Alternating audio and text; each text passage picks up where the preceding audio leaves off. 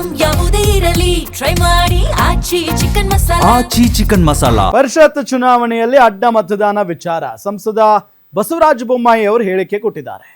ಚುನಾವಣೆಯಲ್ಲಿ ಅಡ್ಡ ಮತದಾನ ಅತ್ಯಂತ ಆಘಾತಕಾರಿ. ತನಿಖೆ ನಡೆಸಿ ವರದಿಯನ್ನ ಹೈಕಮಾಂಡ್ಗೆ ಕಳಿಸಲಾಗುತ್ತೆ.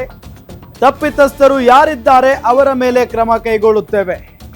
ಡಿಕೆಶಿ ನೇತೃತ್ವದಲ್ಲಿ ಹಣದ ದುರಹಂಕಾರದ ಆಡಳಿತ ನಡೀತಾ ಇದೆ. ಇದು ರಾಜಕೀಯ ಭ್ರಷ್ಟಾಚಾರ ಅಂತ ಬೊಮ್ಮಾಯಿ ಅವರು ವಾಗ್ದಾಳಿ ನಡೆಸಿದ್ದಾರೆ. ಚುನಾವಣೆಯಲ್ಲಿ ಭಾರಿ ಪ್ರಮಾಣದ ಹಣ ಖರ್ಚು ಮಾಡಲಾಗಿದೆ. ಹಣದ ಆಮಿಷಕ್ಕೆ ಕೆಲ ಬಿಜೆಪಿ ಶಾಸಕರು ಬಲಿಯಾಗಿರೋದು ನಿಜ. ಇಂತಹ ತಪ್ಪುಗಳು ಮರುಕಳಿಸದಂತೆ ಎಚ್ಚರಿಕೆ ವಹಿಸುವುದಾಗಿ ಸ್ಪಷ್ಟನೆಯನ್ನ ಕೊಟ್ಟಿದ್ದಾರೆ ಬಸವರಾಜ ಬೊಮ್ಮಾಯಿ ಅವರು.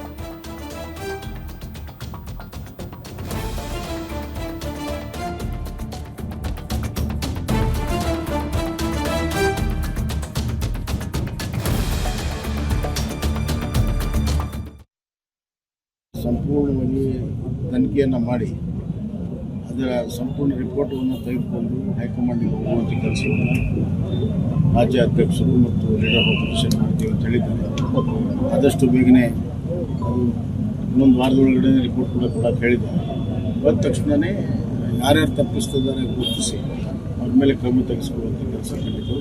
ಈ ಕಾಂಗ್ರೆಸ್ ಸರ್ಕಾರ ಶಿವಕುಮಾರ್ ನೇತೃತ್ವದಲ್ಲಿ ಹಣದ ದುರಹಂಕಾರದಿಂದ it is a political corruption. ಭಾಳ ದೊಡ್ಡ ಪ್ರಮಾಣದ ಹಣವನ್ನು ಖರ್ಚು ಮಾಡಿದ್ದಾರೆ, ಆಮಿಷವನ್ನು ಮಾಡಿದ್ದಾರೆ. ಆಮಿಷಕ್ಕೆ ನಮ್ಮ ಕೆಲವು ಶಾಸಕರು ಬಲಿಯಾಗಿ ಆಗಬಾರ್ದು.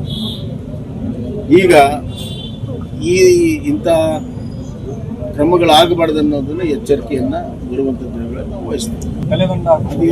ಅದಕ್ಕಾಗಲಿ ಒಂದು ಸಮಿತಿ ಮಾಡಿದ್ದೀವಿ. ಅದು ಬಂದು ರಿಪೋರ್ಟ್ ಬಂದ ತಕ್ಷಣ ಕ್ರಮಗಳು